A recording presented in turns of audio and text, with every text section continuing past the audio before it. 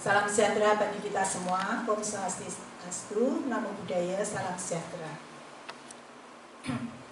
Selamat pagi Bapak Ibu sekalian. Semoga kita dalam keadaan sehat selalu. Perkenankan saya Sisilia Sri Hadianti selaku MC pada acara Fokus Group Discussion hari ini. Tema pada pagi hari ini adalah integrasi teknologi asset-based model, teori of plan behavior, dan kepercayaan dalam kepatuhan pajak melalui e-sistem pajak.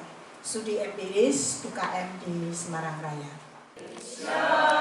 Tanah airku, tanah tumpah darahku, di sanalah aku berdiri, jadi pandu ibuku.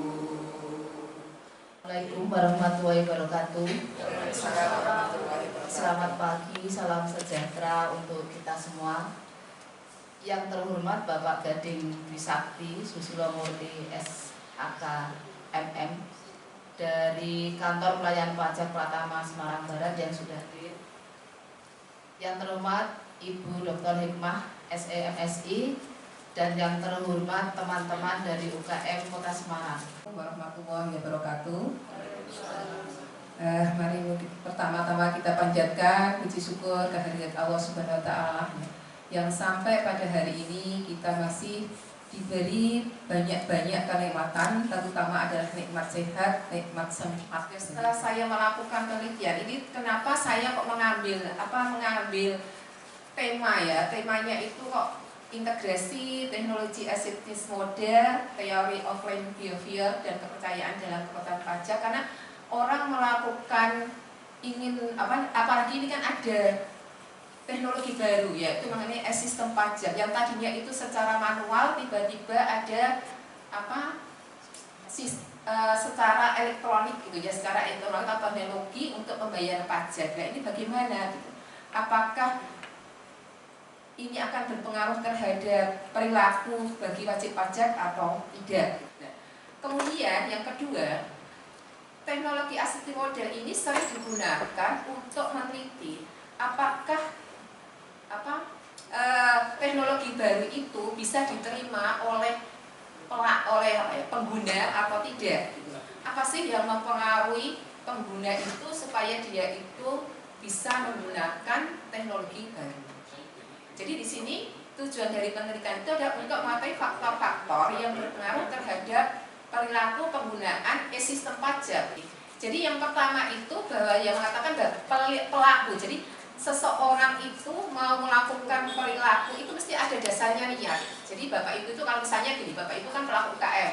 Ketika secara teori gini ya, ketika Bapak Ibu itu mau melakukan bahwa saya itu mau usaha ini, itu dipengaruhi oleh niat dulu. Jadi Bapak Ibu punya niat dulu baru melakukan gitu.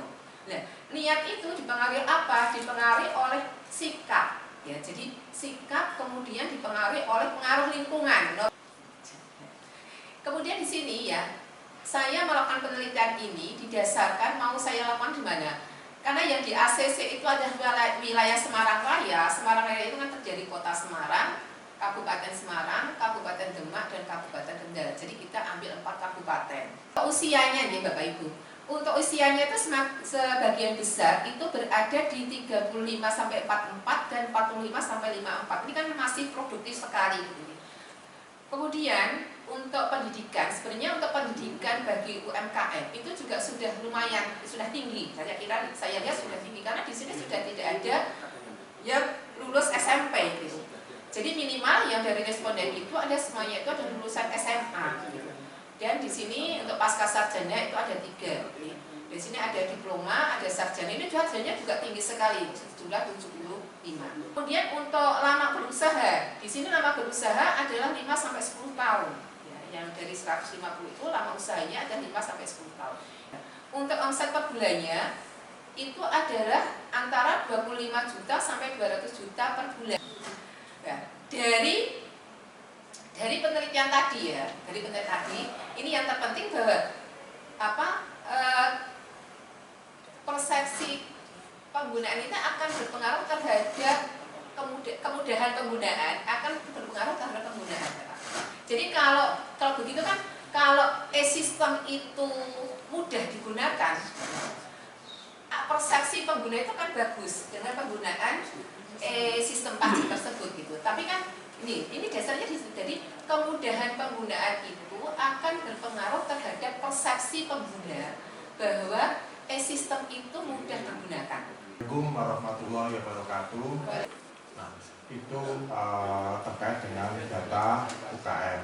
Kemudian yang tadi disampaikan oleh Bu Hikmah, Bu Dr. Hikmah, tadi juga di penelitiannya itu tentang e-system, terutama e-system itu antara lain ada e-billing Bu ya, e-billing, e-filing, e-form, dan e-SPT. Itu ada 64 sekian juta. Benar sekian. Sementara yang sudah memiliki NPWP hanya 2, sekian juta. Jadi pertanyaan, loh kok gede banget ya yang belum punya NPWP? Memang ada batasan dari pemerintah, Ya. dan memang membatasi nggak semuanya itu harus punya NPWP gitu Pak. Nah, kalau tadi 64 juta tadi dari data dari Kementerian Koperasi dan UKM itu kan mungkin semuanya Pak ya, termasuk. Kayak semangat pajak.